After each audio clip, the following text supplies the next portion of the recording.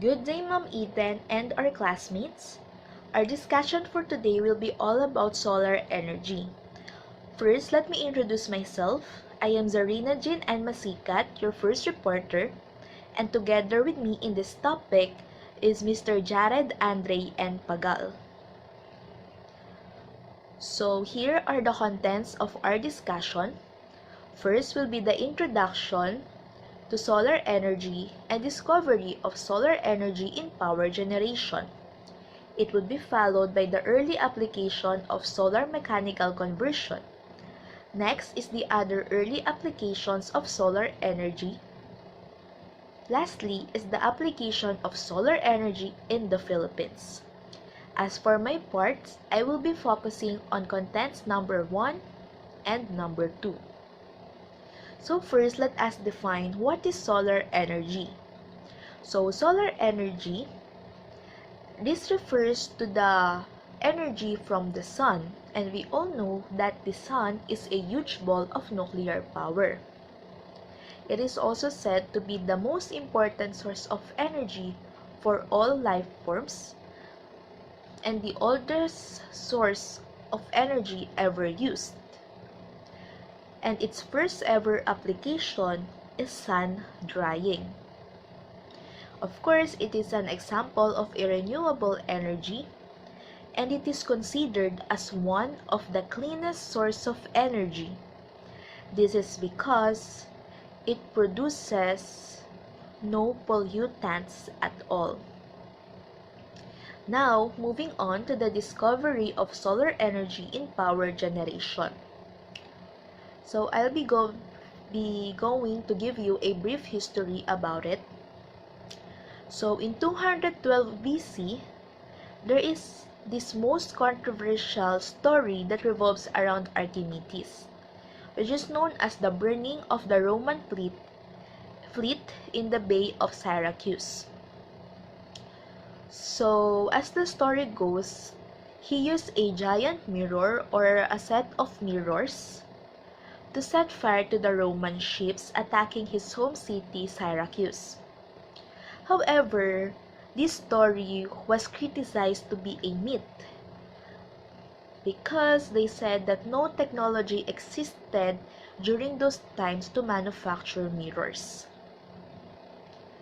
And according to Greek historian Plutarch, Romans thought that during this incident they are fighting with the gods because they didn't see any visible means for this incident to actually happen. However, this Archimedes experiment was repeated by Proclus of the Byzantine Empire, in which he burned the war fleet of their enemies in Constantinople. But in the book written by the Polish mathematician Vitellio in the 13th century, he detailed the experiment of Archimedes. He said that the burning glass of Archimedes is actually composed of 24 mirrors. And he said that these mirrors were arranged in which the rays of the sun will meet in a common focus and produce an extra degree of heat which actually burned the ships. However, many historians still does not believe that Archimedes actually used a mirror. Many believe that he might actually use a soldier's shield and arrange it in a parabola for focusing the sun rays to a common point. And this fact actually proved that the radiation could be a powerful source of energy.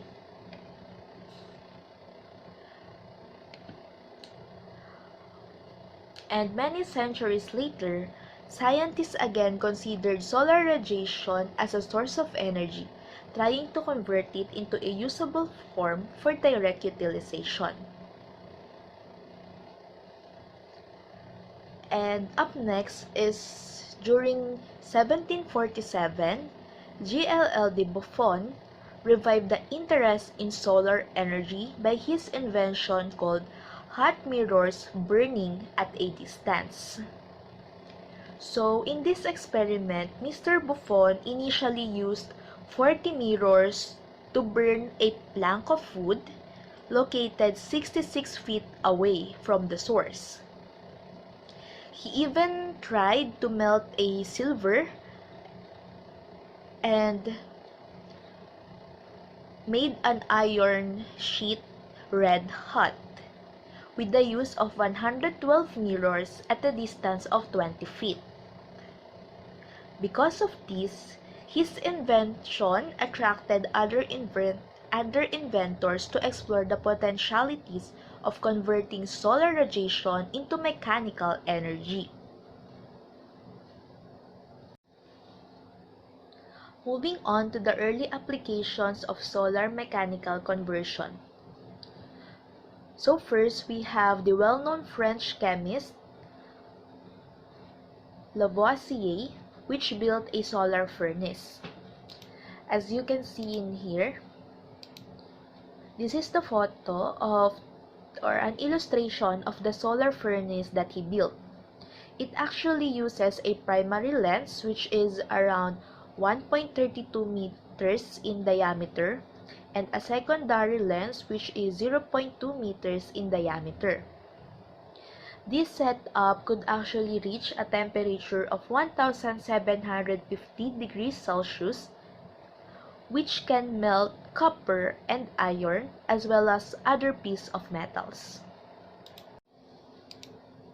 So up next is the American engineer John Ericsson, who developed the first steam engine driven directly by solar energy.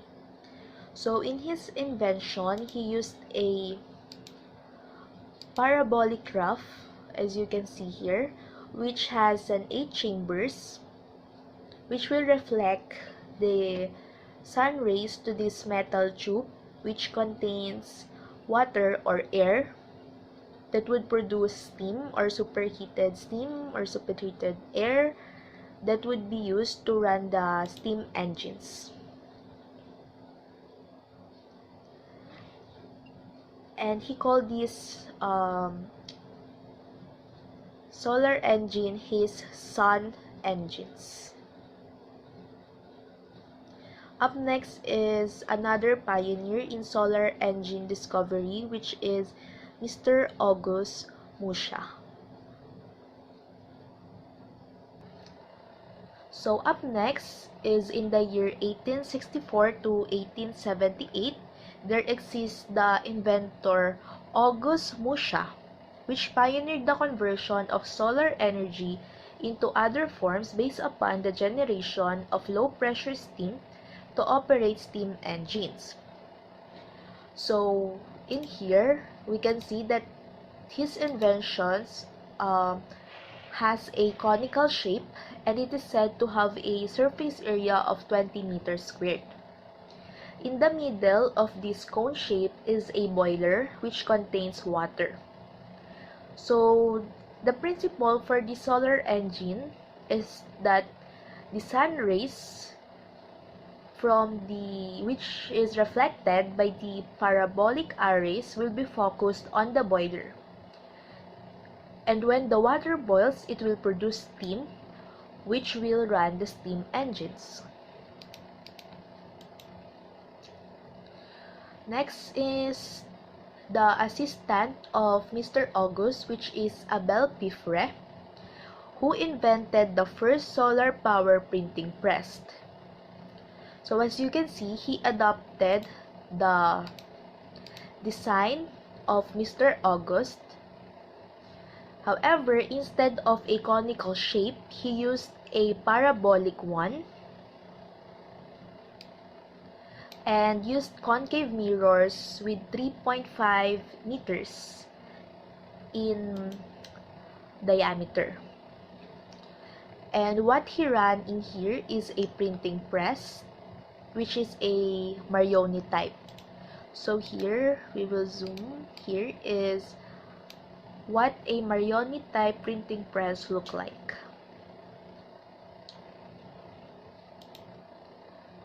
So this invention was actually presented in a union meeting in which his press was operated continuously from 1 p.m. to 5:30 p.m. and it produced an approximately 500 copies per hour of the journal for the event, which is entitled Soleil Journal. And moving on to year 1901, we have the inventor Aubrey Inias, which installed a 10-meter diameter focusing collector that powered a water pumping apparatus in a California farm. It is said that it has a 1,788 mirrors inside its surface, and as usual, in the middle it has the boiler, which will produce the steam to power a conventional compound engine and a centrifugal pump. It is said that the centrifugal pump actually produces around 5.3 meter cube per minute of water.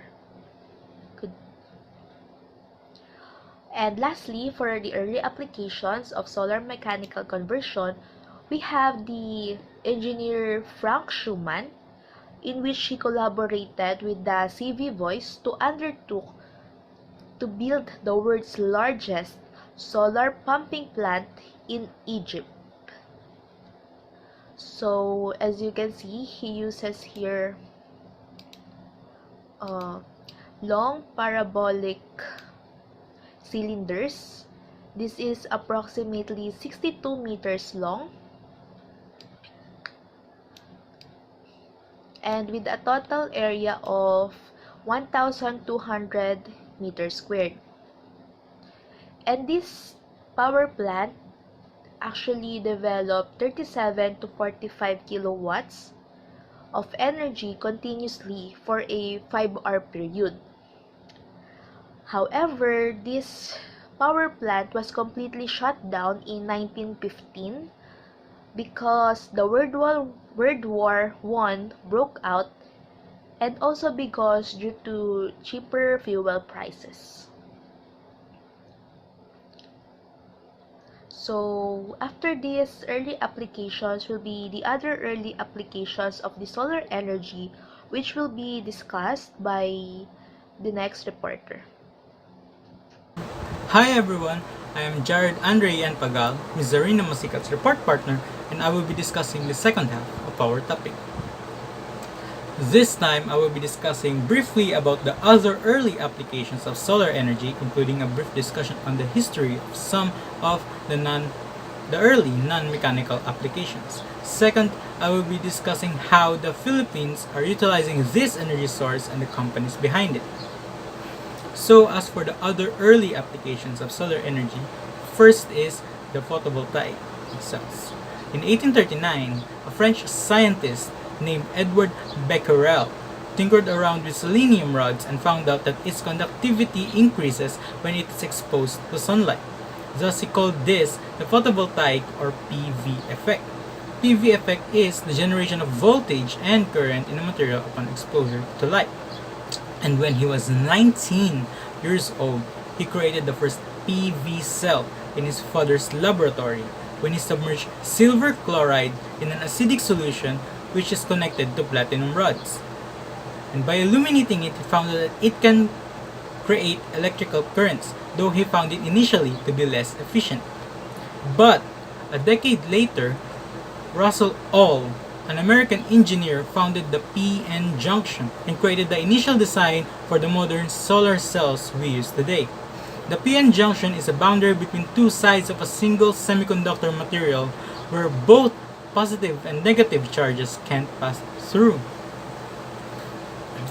And to create these positive and negative charges in a single semiconductor material, it is done by intentionally introducing impurities into a semiconductor material to attempt to change its electrical properties, also known as doping.